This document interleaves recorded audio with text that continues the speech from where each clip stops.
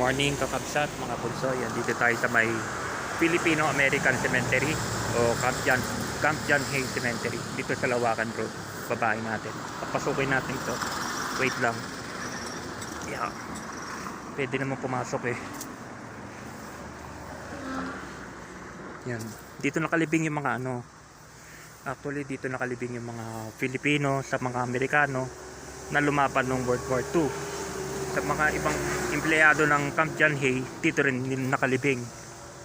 Halo-halo na dito, Amerikano sa Pilipino. Maganda mag-ghost hunting dito sa gabi. Yan.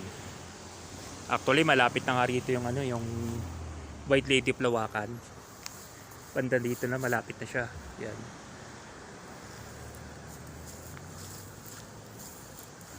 Dito yung mga nakalibing yung mga American.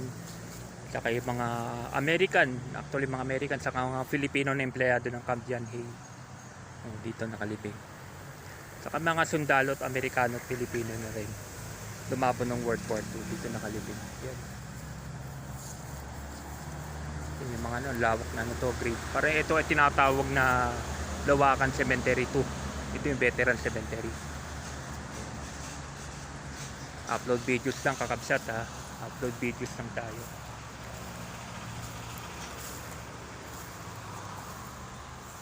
Yan o, Camp John Hay Cemetery 2.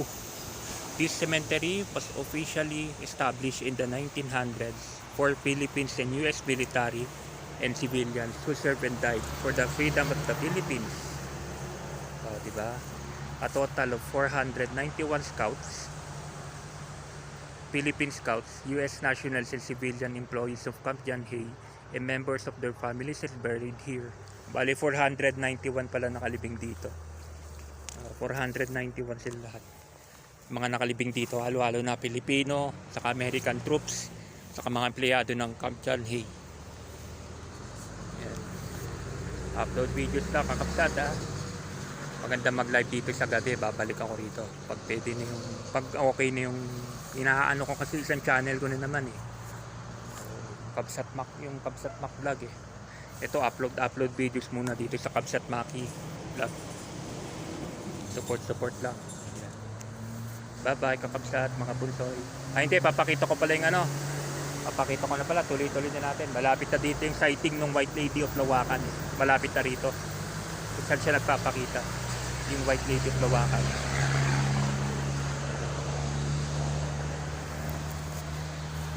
Babalik-balikan natin itong ano na to. Yung Kadaklan Village, yung kabila, pero sa kanan. Baka next week makabalik tayo dun sa Kadaklan Village. Mag-jeep ka rin kasi dyan, yung papuntang Kadaklan Village. Walang sinabi mines view dyan. Ang view dyan talaga matindi kasi puro mountains, walang mga balay-balay. Puro mga bundok. Diba pag ang view mo sa mountain sa Camp John Hay, panay balay. O diyan, panay bundok. Walang kabalay-balay. Dito malapit na yung sighting ng ano. Yung sighting nung pinakita. Actually pinakita pa nga sa ano, sa Jessica Soho. Habang naka-live sila, habang nagvi-video sila, habang nag-shoot sila ng segment ng White Lady of Lawakan, may babae talaga oh. Nakita sa video, bababa galing doon sa poste. Galing siya doon sa area na yon. Kasi bandaron na talaga eh. Bandaron talaga na ano yung White Lady of Lawakan. But doon siya nag-aabang paggabi. Lawakan Road to, kakabsat mga bulsol. Pag sinipag-sipag tayo next week, 2 beses ko na ginawa eh. Nilakad ko sa Bulacan doon, sa dulo. Hanggang doon sa Panagbenga Park, hanggang dito nilakad ko. Lalakarin natin ulit yan. Yung co-condition lang tayo. Pero ang plano ko rin talaga, yung Burham Park nga, hanggang my school, lalakarin natin. Kailangan energy talaga dun.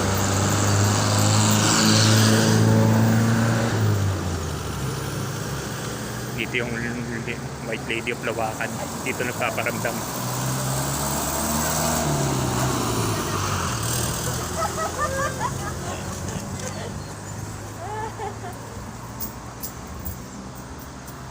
Dito.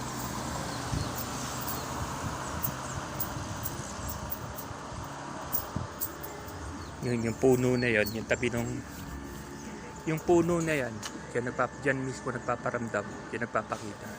Yan sa gitna, dyan siya nag-aabang paggabi. Yung puno na yan. Dyan tumatayo yan pag madaling araw, mga alas 11, alas 12, alang 6 oras. Papara siya dyan. Upload videos lang, kakabsat, mga bonsai yan. Yan yung White Lady of Lawakan sighting. Babalik tayo dito paggabi. Promise ko sa inyo yan, babalik tayo dito paggabi. Andito kasi yung challenge paggabi. Yan, pag-araw, okay lang. Pero iba talaga paggabi, madilim siya. Tapos papasok tayo dito sa cemetery. Diba? Gagawin natin yan next week. Yan. Bye-bye, kakabsat, mga bunsoy. Upload videos lang. Lipat na tayo dun sa may Sunshine Park. Sunshine Park tayo lilipat. Yan. Malapit na sa Burhan Park yan. Bye-bye.